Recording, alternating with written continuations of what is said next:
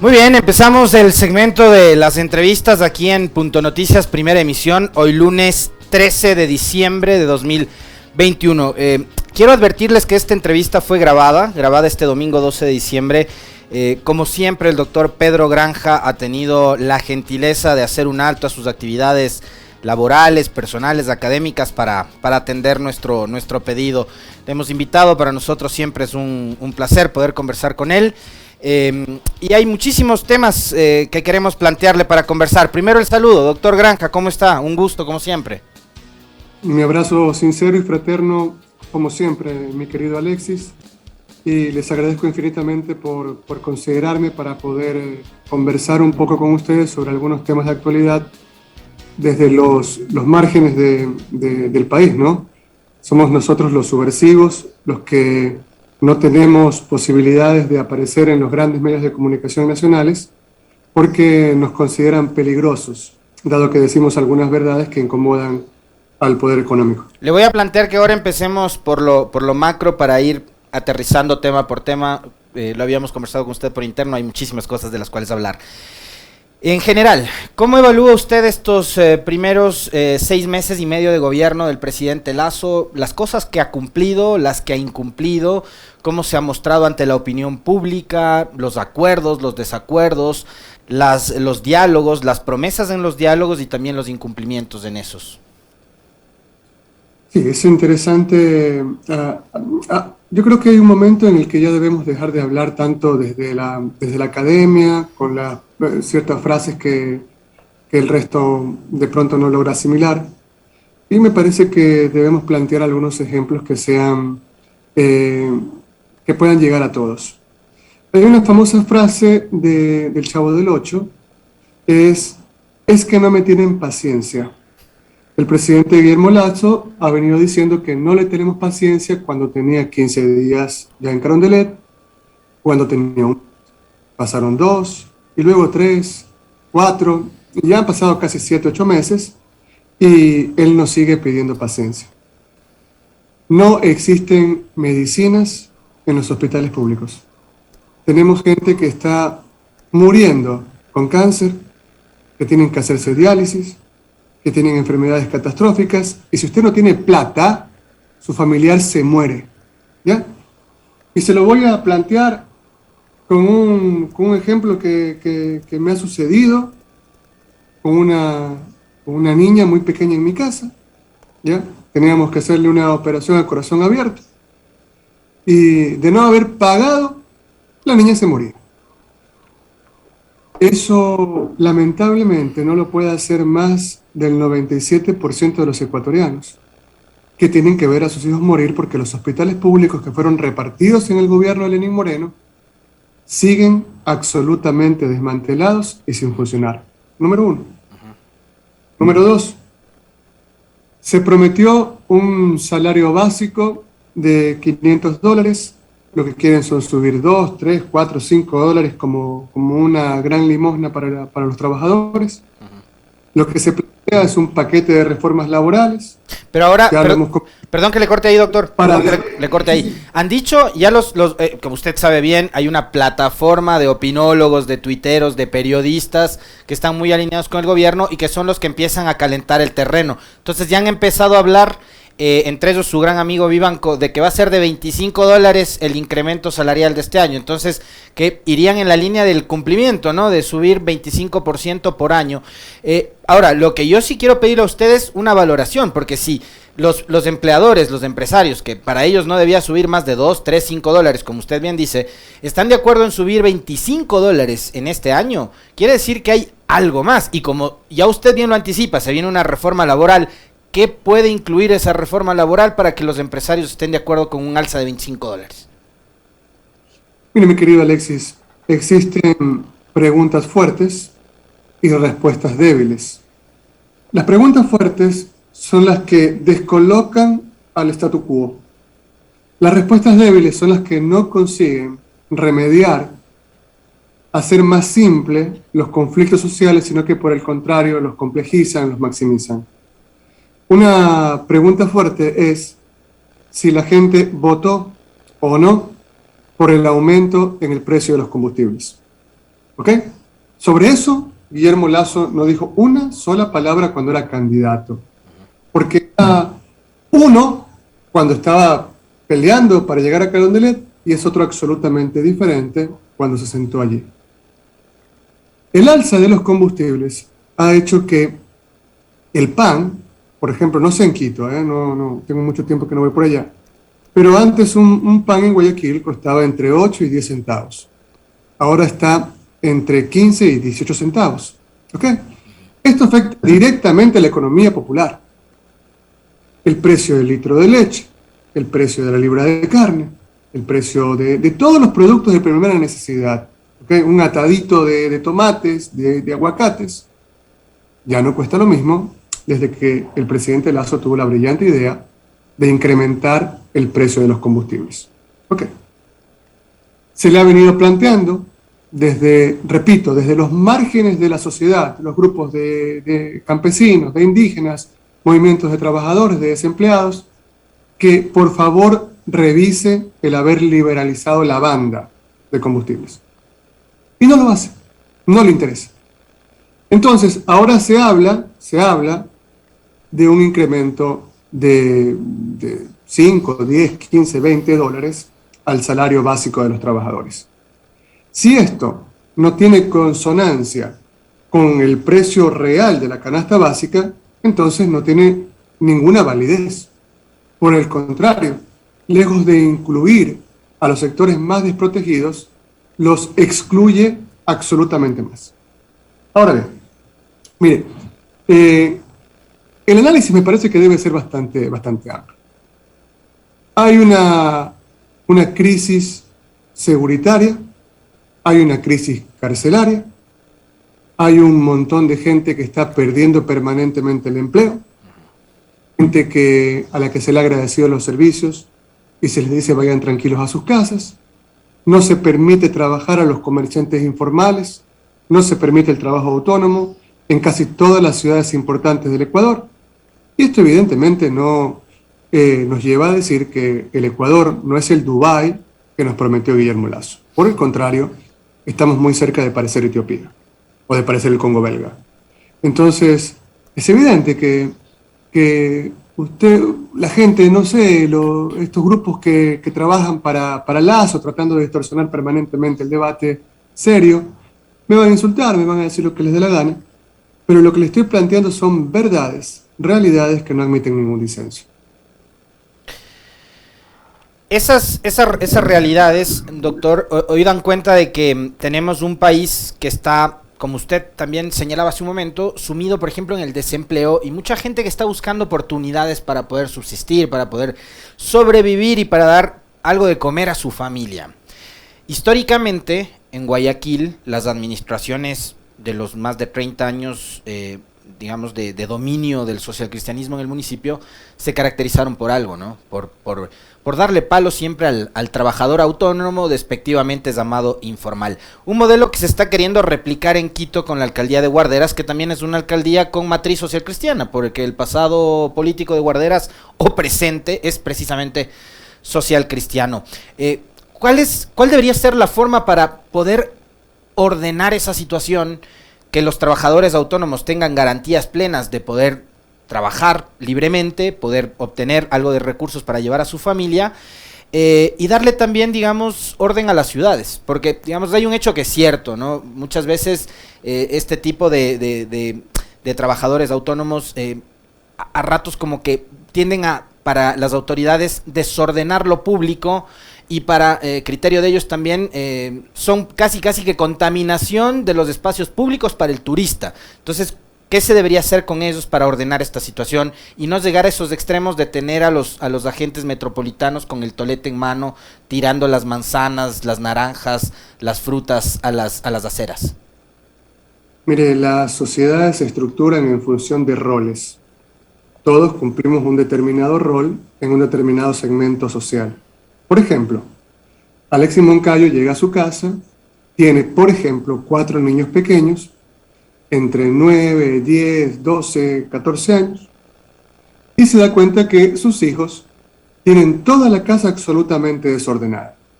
Ninguno limpia su habitación, todos quieren comer, qué sé yo, en media sala y no en el comedor, hacen lo que les da la gana. Y entonces Alexis Moncayo decide golpearlos, garrotearlos, tirarle gas a sus hijos pequeños. Y dice, mira, si te pego, si te garroteo es porque te amo. ¿Usted cree que esa sea la solución? Evidentemente que no lo es. Usted tiene que cumplir su rol de padre, que es el de organizar su casa, el de dar el ejemplo y permitir que sus hijos cumplan también sus roles sociales. Ahora bien, la alcaldía de Guayaquil tiene la obligación de generar política pública para incluir al más débil. Esto es un hecho. Mire, rapidito. Norberto Bobbio, porque a ustedes lo están escuchando muchos estudiantes de Derecho, Norberto Bobbio habló de territorio inviolable. Ernesto Garzón Valdés habló del coto vedado y Luigi Ferraioli de la esfera de lo no decidible. No es casual que estos tres monstruos del constitucionalismo hayan planteado que existe un grupo de derechos fundamentales sin los cuales no es posible vivir en sociedad. Entre esos derechos fundamentales está el derecho al trabajo, el derecho a tener una fuente que le permita a usted alimentar dignamente a sus hijos. Mire, el mes de diciembre es el mes más conflictivo para todos, para los que son papás. Ya sabemos cómo es, hay que comprar regalos, hay que comprar el pan de Pascua, hay que ver cómo conseguimos para la cena. Es un mes que nos salen un montón de problemas, ¿ok? Resulta que los trabajadores informales, los trabajadores autónomos, también tienen pues derecho a tener hambre. ¿Ya? También tienen derecho a querer compartir más que sea una palomita tierrera en su casa. No solamente los señores de Mocolí tienen derecho a hacer sus grandes cenas y a rezarle al niño divino. Entonces, primera mentira de la alcaldesa Cintia Viteri. Ella dice que los comerciantes autónomos quieren montar encima de los trabajadores de la bahía. Mentira.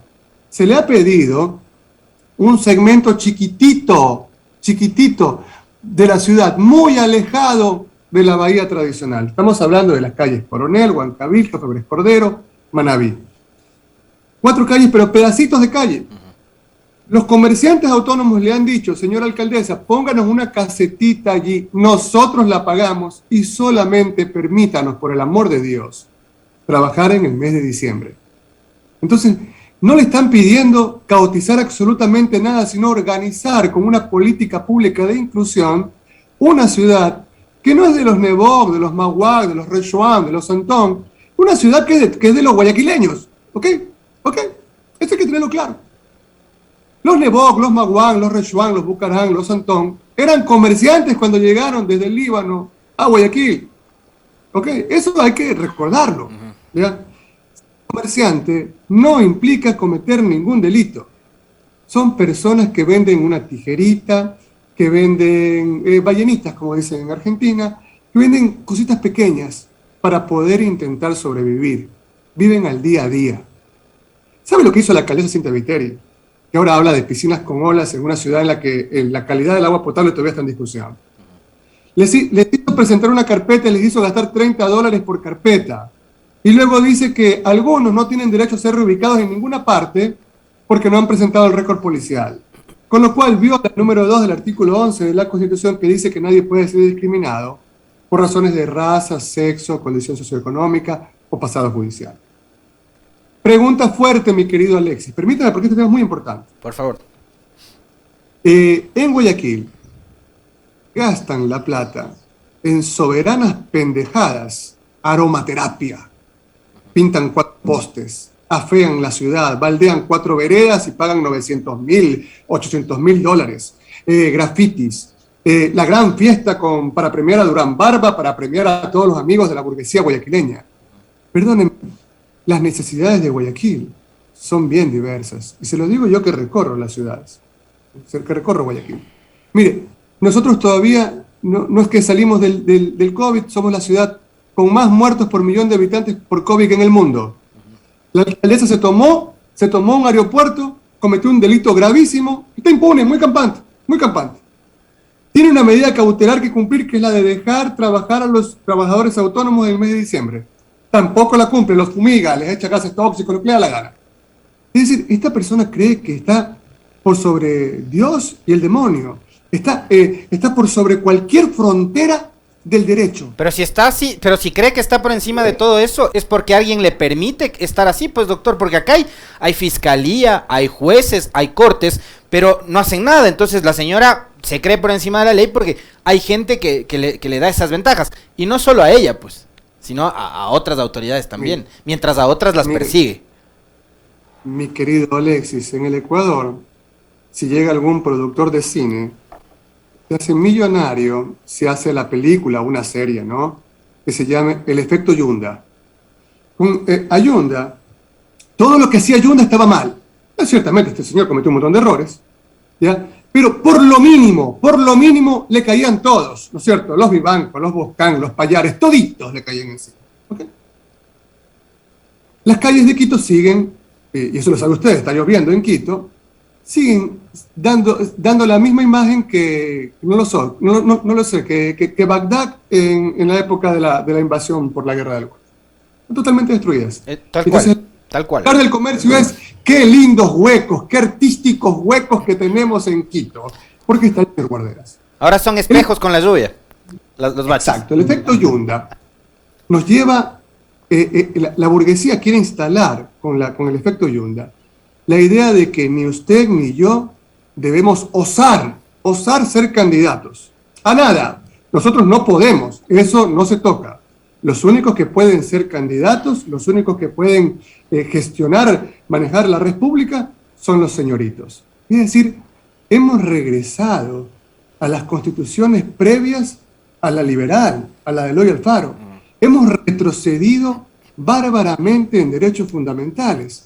Entonces, volvamos al tema, déjeme terminar el tema de los informales. Donde, por ejemplo, ni las mujeres podían ser candidatas, ni los que no tenían una fortuna de menos de tanto podían ser candidatos. Absolutamente, sí, así usted tiene razón. ¿Ya? Entonces, ahora, nosotros, que no tenemos apellidos rimbombantes, tampoco podemos ser candidatos, porque si llegamos a ser candidatos y les ganamos, lo cual es muy probable, porque ellos están totalmente desprestigiados, la gente está harta de sus negociados, de su prepotencia, de su garroteo. Pero si nosotros ganamos, inmediatamente activan a la fiscalía, ¿ok? Para perseguirnos por, qué sé yo, por jugar carnaval, y nos meten presos no solamente a nosotros, a nuestros hijos, a nuestros hermanos, al que sea. Ese es el mensaje que lanza la burguesía con el caso Yunda. Pregunta fuerte, mi querido Alexis. Señora abogada Cynthia Viteri, usted no sabe muchas cosas de derecho porque usted nunca ha ejercido la profesión. Usted toda su vida ha sido política, ¿ok? Y también le va en la política que tiene una vida de, no sé, pues de una zarina, de una reina, ¿no es cierto? Se queja de que Jagrala la critica porque dice que Jagrala es rico. Usted también lo es, ¿ya? Usted también lo es. Ay, es que, ¿por qué ves la paja en mi ojo y no te ves la viga en el tuyo? Perdóneme, eso en un debate sobre el manejo de la cosa pública es patético, es penoso. Pregunta fuerte para la abogada Cynthia Viteri. ¿Está garantizado o no el trabajo autónomo en Ecuador? Sí, lea el artículo 325 de la Constitución. Segunda pregunta fuerte para la abogada Cynthia Viteri. ¿Puede usted garrotear a los comerciantes autónomos? ¿Usted les puede decomisar sus cositas? No pueden los policías metropolitanos decomisar un beato caxo, porque el artículo 329 de un librito que se llama Constitución se los impide. Pero, Cynthia Viteri, al romper toda frontera con el derecho, nos está diciendo que la democracia no es ningún modelo a seguir. Por el contrario, lo que se impone es la tiranía. Y le voy a decir por qué. Miren, cuando dicen que una persona está loca, dicen, perdió la razón. No sé, perdió la razón. No, porque está fuera de la realidad. Por el contrario, una persona pierde la razón cuando no es capaz de manejar los parlamentos internos. Cuando usted le hace daño a alguien, usted discute, qué sé yo, con su mamá, uno se siente mal, mi querido Alexis. Uno dice, chuzo, por gusto discutir con la vieja, ¿no? Siempre hay un parlamento interno, una voz que le dice, no, Alexis, no, Pedro, no todo lo que tú haces está bien. Cynthia Viteri ha roto esa voz interna. Se cree que es una diosa, se cree que está por encima del bien y del mal. Y la Fiscalía General del Estado se lo permite. no existe ninguna autoridad en el Ecuador que le ponga coto a esto. Y al final, lo que nos está diciendo es que romper todo vínculo con el derecho, la democracia queda vaciada de sustancialidad. Por consiguiente, estamos siendo gobernados en Guayaquil por una verdadera tirana. Ahora, no es solo la fiscalía, usted ha mencionado el caso de la toma de la pista aérea que data de la época de la cuarentena, del aislamiento y la pandemia. Pero fíjese usted, a propósito del derroche, ¿no? De los murales, de la aromaterapia y de un montón de temas vinculados con la contratación pública en Guayaquil, la Contraloría, que incluso junto a Fiscalía armaron una fuerza de tarea y no sé qué, la Contraloría está buscando por todos lados, pero solo en Guayaquil no encuentra absolutamente nada. Está dedicada a otras cosas. Y ahí quiero atarle lo que pasa con respecto de la falta de control en municipios como el de Guayaquil, al tema y al rol que ha cumplido Carlos Riofrío al frente de la Contraloría en lo relacionado con los Pandora Papers. Para Guillermo Lasso, a partir del informe que fue emitido en días anteriores por parte de la Contraloría, donde se archiva la investigación porque dicen que Dakota del Sur no es un paraíso fiscal, el caso Pandora Papers está enterrado, así ha dicho el presidente. Sí, pero eso también responde a que tenemos una izquierda, entre comillas, que se siente muy cómoda con el caos, que se siente muy cómoda dentro del sistema neoliberal. Es la misma izquierda que permitió que pase por el Ministerio de la Ley una reforma tributaria que va a golpear gravemente a un gran sector de ecuatorianos. Antes usted podía deducir hasta $14.000 en impuestos, ahora solamente podrá deducir 1.000. Eso hay que contarle a la gente, y eso lo permitió el partido de Correa. Y no va a poder deducir de esos gastos, por ejemplo, la compra de medicinas en caso de enfermedades catastróficas. Imagínense, ¿no? quienes vivimos esa realidad, quienes tenemos familiares con esa situación, sabemos lo horrible que es este paquete de reformas. Se criticaba muchísimo a Rafael Correa por ser un autoritario y copian hasta el modo en el que el señor se peina. Es decir, lo odian tanto que han decidido emularlo, que han decidido copiarlo prácticamente en todo. Ya nadie critica a Alexis, a Guadalupe Llori. Ya no le caen encima todos los de la prensa pautada, porque Guadalupe Llori hace todo lo que quiere Guillermo Lasso. Es decir, si tú no te sometes a mis designios, yo te lanzo primero a la prensa pautada para que te desprestigie, y el segundo golpe es que te caiga encima la Contraloría y la Fiscalía. La labor de Carlos Riofrío al frente de la Contraloría General del Estado es poco menos que vergonzosa, más que náusea, da tristeza, parodiando la canción de Luis Eduardo Aute.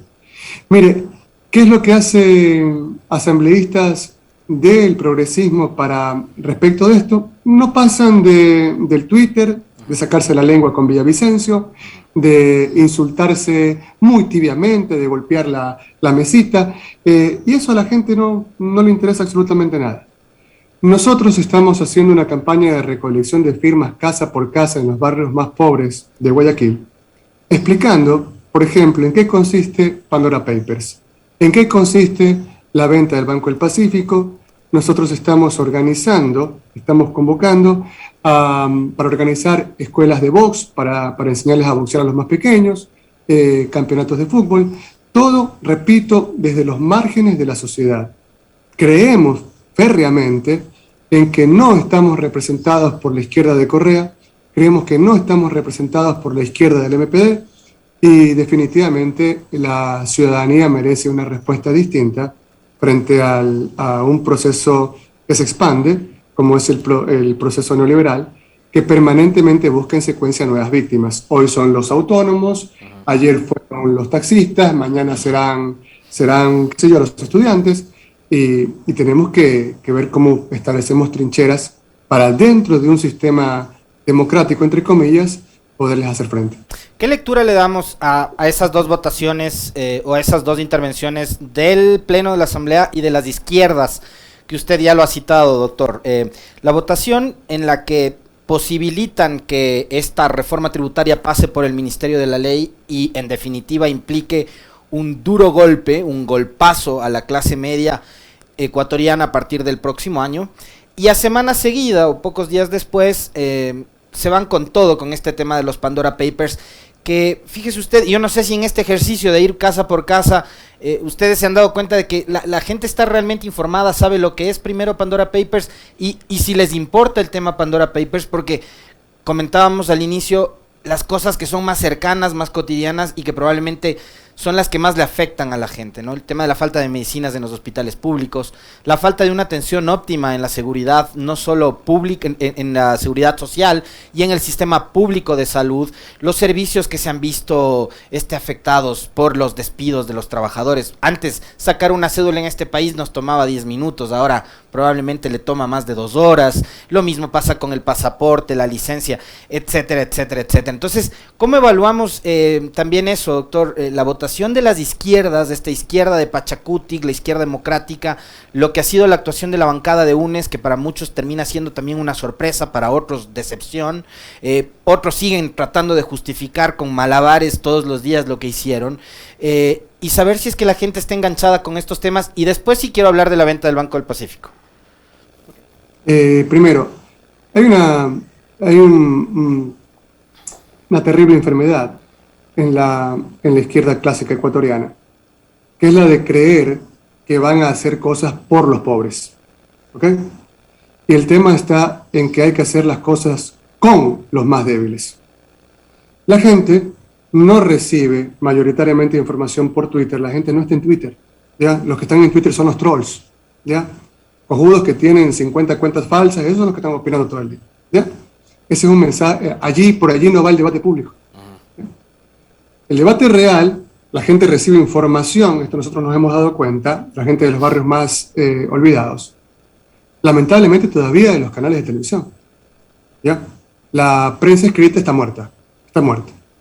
Todavía lo reciben por parte de los canales de televisión y por parte de las radios, que se escuchan más que nada en la periferia, en los sectores rurales.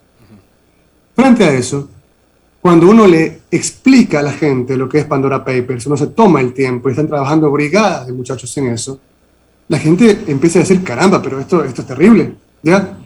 Mire, generalmente se dice por parte de los sectores de la burguesía, no, es que, porque ellos quieren instalar esto, ¿no? Es que la gente, los socialcristianos les hacen horrores a la gente, los garrotean, les tiran gas, les parten la cabeza, pero igual votan por ellos. Eso lo dice la misma derecha. Y quieren endosarle al débil la razón de su propia desgracia.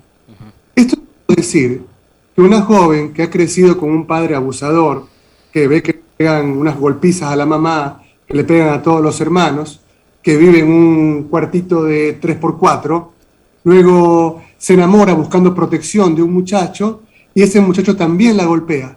Ella no tiene educación, no tiene ninguna posibilidad para buscar un trabajo decente, se llena de hijos porque lamentablemente esa es su situación, esa es su realidad.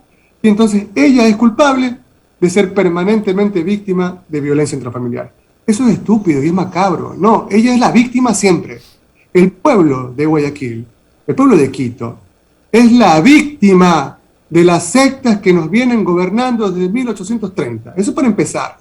Segundo, la gente cuando se entera que los asambleístas de Correa votaron, se hicieron a un lado, dieron paso a la reforma tributaria de Lazo, la gente se sorprende, se asquea y dice, bueno, yo ya no voy a seguir votando por Correa. ¿Ya? Así de grave es el tema. Entonces, no hay que hacer las cosas por los pobres, por los débiles, sino junto con ellos. Eso hay que tenerlo claro. La votación de UNES fue en contra de una moción, ¿ya? La única forma en que la moción quedaba absolutamente desactivada, como una bomba, era votando afirmativamente por el archivo de esa moción. Y lo que hicieron fue retirarse todos del recinto parlamentario. Un trabajo por el que cobran entre $7.000 y $8.000 mensuales. ¿Ok? Si no sirven para bloquear, para darle al menos algo de defensa contra los designios del poder neoliberal, entonces deben renunciar, pedir perdón e irse a su casa y no cobrar la cantidad de plata que nos cuestan mensualmente. Luego, yo creo que no está acabado Correa.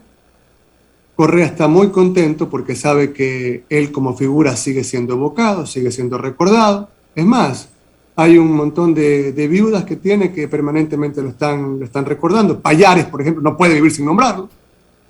Pero Correa no está muy interesado en que salga ninguna mujer, ninguna afroamericana, ninguna afroecuatoriana, ninguna indígena, que no salga ningún dirigente campesino que pueda estar a su mismo nivel. Por eso buscó a Arauz, que era el más bobo de la clase, para que sea su candidato, sabiendas que Arauz iba a perder. ¿Ya? Porque él no quiere competencia al interno. Porque como buen llano, él solamente quiere ser él y nadie más que él. Le voy a lanzar una pregunta que no sé si le va a incomodar a usted. Bueno, a usted no le incomoda ninguna pregunta, pero capaz que les va a provocar escozor a un buen sector del correísmo. Yo sé además muy bien cuál es su posición, su postura, su visión sobre el tema de lo que es el correísmo, la revolución ciudadana. Pero si no hubiese sido Arauz, ¿quién habría sido? Que ocupando esos espacios precisamente, que sea una mujer, que no salga de las clases medias, altas, de las élites, ¿quién habría sido el mejor candidato que pudo haber tenido el correísmo para pelear en este año, la elección? Paola Pavón. Le doy un nombre, Paola Pavón. ¿Ya? Paola Cabezas. ¿Ya? Es decir, tenía que ser una mujer y tenía que salir de los sectores populares. ¿Ya? Arauz, perdóneme, ni siquiera fue con la cédula de él para poderse inscribir, ¿no? Demostrando, reafirmando a cada momento, potenciando el discurso de la extrema derecha que lo planteaba como un hombre no capaz para gobernar. Arauz es un muchacho que uno le manda a ver las colas, ¿no? Pero no tiene el perfil para más allá de ser mujeres y la una de representar a las clases aparte populares. Mujeres incapaces, y más cercanas a una posición de izquierda. Una posición de izquierda real. Por último, si usted quería, si usted quiere, voy a plantear un binomio, por ejemplo, se me ocurre Paola Pavón, Fausto Jarrín. Fausto tiene un raigambre, una familia que toda la vida ha estado vinculada a la izquierda verdadera. Entonces, pero buscar elementos que realmente mantengan nuestra posición. No podía, por más que Correa quería meter a la hermana por las tranqueras, Pirina Correa es asambleísta solamente porque tiene la suerte, porque Dios es mágico, y la convirtió en hermana de Rafael Correa. De lo contrario, ella jamás ganaba ni siquiera el comité de padres de familia de los hijos. Jamás. Tan grave es, que en la asamblea todavía no sabe que la gente la votó por la izquierda. Y en la asamblea hace exactamente lo mismo que hace un borracho cuando está manejando. Mete la guía a la izquierda, pero vira a la derecha. Y demuestra además la dictadura que representa el voto en plancha, ¿no? Obligarnos a votar por lista. Exactamente, que por ejemplo a mucha gente la obligó a votar, por ejemplo, por personajes de la más recalcitrante derecha como Pirina Correa, dentro de un grupo que se supone que es de izquierda. Y ahí está su votación penosa, por ejemplo, en la discusión de la despenalización del aborto. Ahora, continuemos. Pregúnteme usted. Muy bien, esta entrevista va a dar sin duda de qué hablar, muchísimo de qué hablar. Se van a poner bravísimos los trolls de Pirina, seguro. Y así, sí, a los dos, de seguro, que ya han venido trabajando hace rato además. Y no solo de ella, sino de todo el grupillo. Ya que he mencionado el tema aborto, el debate que además se anticiparon, yo no sé quién les dijo que en el primer debate se vota. No, ya salieron a decir que dejaban en libertad para la votación, pero si en el primer debate no se vota, ya anticiparon ahí, o sea, además dan papaya para que la gente haga leña del árbol caído, ¿no? Así de brillantes son. ¿Qué le quedó a usted este primer debate sobre el tema aborto? Ya digamos que las posturas van marcando como posiciones muy, muy personales. Pachacuti ha hecho lo mismo que el correísmo, dice vamos a dejar en libertad para que cada uno, de acuerdo a su objeción de conciencia, vote como le dé la gana. En la Izquierda Democrática entiendo que hay ahí algunos debates. Dalton Basigalupo en este fin de semana tuvo algún encontrón en Twitter con Alejandro Jaramillo, que es el líder de la bancada. Ya sabemos las posturas de Creo. En el Partido Social Cristiano yo sí reconozco que hay algunos liderazgos que han cambiado su visión y tienen una postura hoy diferente a lo que uno podría creer que era la posición del partido, ¿no? Cristina Reyes, Henry Cucalón se han manifestado a favor de la despenalización del aborto. De hecho, eso ya solo hay que darle trámite y forma a lo que ha dicho la Corte Constitucional. Pero ¿cuál es su análisis sobre este tema, doctor? Sí, primero no es cierto eso de que las opiniones se respetan. Las opiniones están para ser debatidas, para ser destruidas, para ser confrontadas. Las opiniones están para ingresar en el amplio ring de la discusión seria, dialéctica. A quien hay que siempre respetar son a las personas, a los seres humanos en cuanto a estatuto ontológico. Pero para que un debate sea fructífero, uno tiene que llegar a un debate con razones de derecho, con ideas, al menos en el debate jurídico. Cuando hay alguna gente que dice que yo creo, sí, a creer se va a la iglesia. ¿Ya? Cuando se habla de cuestiones jurídicas se plantean argumentos, repito, de derecho. Creer en Dios o no creer es un derecho supremo de los ecuatorianos, garantizado por la libertad de culto, por la Constitución ecuatoriana. Eso tiene que ser también materia de respeto como estatuto ontológico. Pero yo lo que creo es que el debate no puede dirimirse con tonterías, con mentiras. Por ejemplo, decir a cada momento es que si se despenaliza el aborto por violación, estamos dejando impune al violador. Mentirosos, falsos, es una falacia. No ha sido expectorado como tipo penal la violación en ningún momento de nuestro ordenamiento jurídico. Si A viola, recibirá X años de cárcel. Ese es el silogismo jurídico que se mantiene. Es decir, no digamos tonterías, no digamos mentiras. Yo creo que debería alguno, ¿no? Algún asambleísta, digo, con toda la plata que ganan, invertir en algún momento en algún librito y ponerse a leer algunos fallos del Tribunal Federal Alemán, por ejemplo, el tema de la teoría de los trimestres. En el primer trimestre es posible que la mujer suspenda el embarazo, en el segundo trimestre solamente con una autorización de un médico, y en el tercer trimestre si lo hace entonces es punible. Pero claro, estamos hablando ya de otro contexto. Me parece que por allí habría una solución interesante para tratar de ordenar el debate. Ahora, no va a existir consenso entre todos. Cuando alguien dice tenemos que todos pensar igualito, ese es un tirano, hay que tenerle miedo. El conflicto organiza a la sociedad. El conflicto siempre es positivo, pero el debate tiene que ser con ideas potentes y no dejadas como decir que si se regula el tema del aborto por violación despenalizado, el violador va a quedar impune. Esto es ridículo, esto es absurdo. Yo no quiero profundizar mucho en el tema. Yo tengo mi posición, claramente estoy a favor de la teoría de los trimestres, pero lo único que me da bastante pena es ver la calidad de los asambleístas que tenemos. Y el último pronunciamiento que ha hecho UNES, dejando en libertad para votar, cuando, como usted bien lo plantea, todavía no se vota, es una caricatura que solamente puede provocar risa. Doctor, se nos va terminando el tiempo, tenemos 5 minutitos más, así que queremos sacarle el jugo a estos pocos minutos que tenemos. El tema del Banco del Pacífico. Nos gobierna un banquero. Obviamente el banquero quiere cada vez más, quiere ganar más, además uno de los banqueros más poderosos del país. De ahí que la ecuación poder económico y poder político resulta casi que una suerte de bomba de tiempo, ¿no?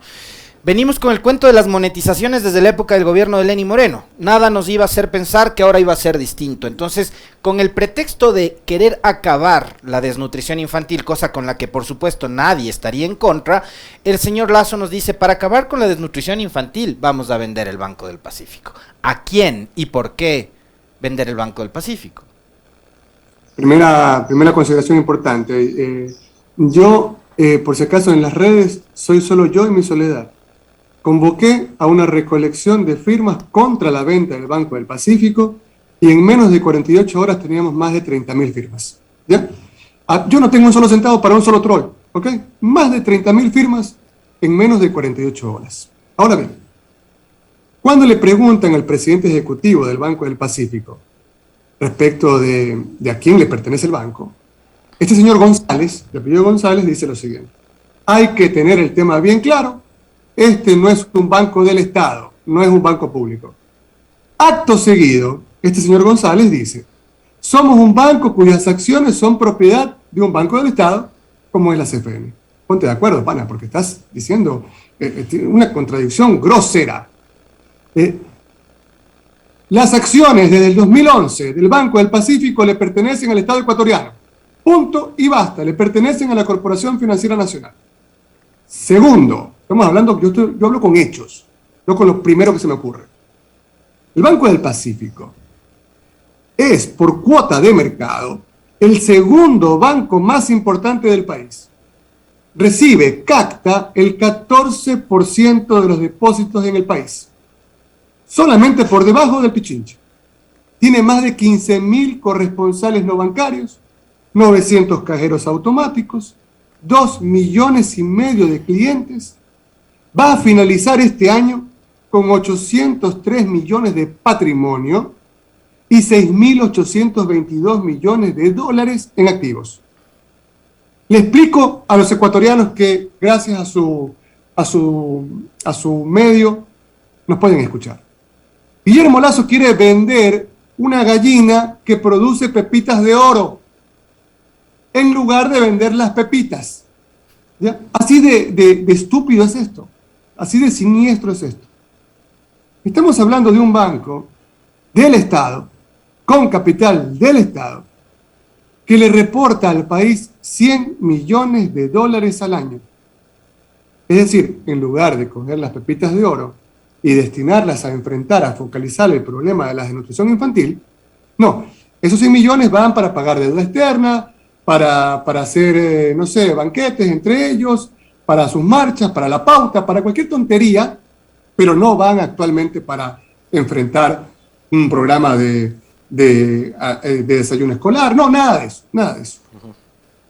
Nos dice el señor Lasso que van a vender el banco, que es del Estado, porque ya no quiere las papitas de oro, se quiere quedar sin gallina. Pero sin embargo, él no hace lo mismo con el banco que es propiedad de él.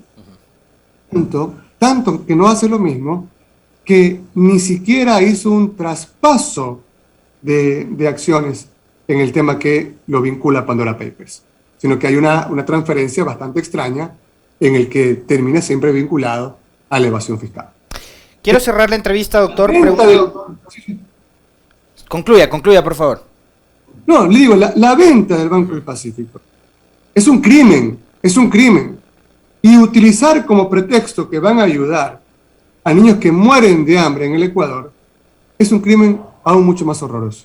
Quiero cerrar la entrevista con dos preguntas. La primera, ya hemos hablado de lo que fue UNES, pero ¿qué podemos esperar de la CONAIE y de Leonidas Issa? Que también, digamos, se ha prestado para el show del diálogo, un diálogo que se ha convertido en una suerte de tontódromo, porque le ha dicho, después de 15 días les doy la respuesta, después de 7 días, ok, vamos a congelar el precio de los combustibles, pero alzándolos. Entonces, digamos, ¿hay algún tipo de esperanza para la izquierda en Leonidas Issa o también termina cayendo en esta jugarreta política? Pachacutic, luego del Partido Social Cristiano, es uno de las sectas políticas más nefastas del país. Más nefastas del país. Tuvieron la posibilidad histórica de frenar y de mandarle un mensaje al mundo, de ponerle fin al gobierno de Moreno. Y ahí están los Pablo Dávalos y todos sus amiguitos que no lo permitieron. ¿Ya? La bronca contra el gobierno de Moreno en octubre del 2019 le costó a jovencitos perder sus ojos, perder extremidades. Muchos perdieron la vida, se habían repartido los hospitales y Pachacutic perdonó al gobierno de Moreno. Hoy Pachacutic tiene la presidencia de la Asamblea y hace absolutamente todo lo que quiere Guillermo Lasso. Todo lo que quiere Guillermo Lasso. Yo respeto mucho la lucha de Issa, ¿ya? Creo que debió haber sido el candidato de esta gente en lugar de Pérez. Pérez, con su mensaje de estar muy cómodo con el capitalismo, porque él no ve el fin del capitalismo, él está tan cómodo en el caos que quiere decorarlo en lugar de derrumbarlo, terminó también cayendo en las garras del discurso de la pauta. Yo no le veo ninguna solución real para el país desde el pensamiento político de Pachacutic, que es también una reproducción de la extrema derecha. ¿Alguna esperanza con la conformación de la Comisión Anticorrupción? Otra más, ¿no? Aquí todo lo solucionamos con con comisiones, con transitorios, con consultas populares. Hoy ha anunciado la creación de una comisión anticorrupción que está hecha a la medida. Idea de Luis Verde Soto. La esperanza es que en algún momento los barrios más pobres de nuestras ciudades se organicen en forma de colectivos revolucionarios y de que puedan articular una verdadera plataforma, repito, desde las bases de la sociedad para derrumbar todo lo que está mal acá. Creer que ese cambio lo va a protagonizar Correa. Correa gobernó 10 años con Alexis Mera, con los Alvarado, dejó intacto todo el poder de Jaime Nebot. Correa es un hombre de derechas. Por lo tanto, si la gente desde abajo quiere un cambio progresista, un cambio realmente desde la izquierda, tendrá que la misma gente organizarse y tener candidatos propios. De lo contrario, creer en todos los que están actualmente siendo protagonistas de la vida política del país es reproducir más de lo mismo, y lo que es y lo que ha sido no puede seguir siendo. Me parece que la única solución real va a ser la transformación social a partir de una explosión y de una organización desde las bases. Con esta cierro, ahora sí, ya. Usted me pica, menciona nombres y me va picando ahí, entonces hace que le quiera plantear más preguntas. Y es, bueno, ¿por qué está cogido al silencio Nebot? ¿Por qué se cayó Nebot? No ha dicho nada de los Pandora Papers, no dice nada de la reforma tributaria. Sí, pero es que mire, es que me parece que hay algunos actores políticos que se aprovechan mucho por ejemplo, ¿no? Conversan A, B y C para joder a Lasso. Entonces A, B y C le dicen, vamos a tumbarlo, vamos a decirle que lo vamos a tumbar. Y una vez que ya lo tienen contra las cuerdas, llegan y le dicen, Guillermo, te vas a caer, entonces, ¿qué te parece si nos das una parte del pastel? Y Guillermo les da una parte del pastel. Es decir, que uno de los tres bloques se aprovecha de los otros para generar el caos y después transar con Lasso. Eso es lo que ha venido pasando. Entonces ya entre los tres grupos que supuestamente quieren desestabilizar a Lasso, que supuestamente son oposición, ya entre ninguno de los tres se creen. Pero el país como tal les importa un bledo. Me parece a mí que Jaime Nebot tiene un título de abogado, al igual que Cintia Viteri. Nunca en su vida usted los ha visto por un juzgado. Nunca, no saben hacer un escrito. Creen que una demanda de divorcio se presenta en la gobernación. Y sin embargo son ricos, ya son millonarios. ¿Por qué se dedican a la política? Entonces, gente que se dedica a la política y vive como vida de reyes, debe producirle a la gente alguna especie de rechazo.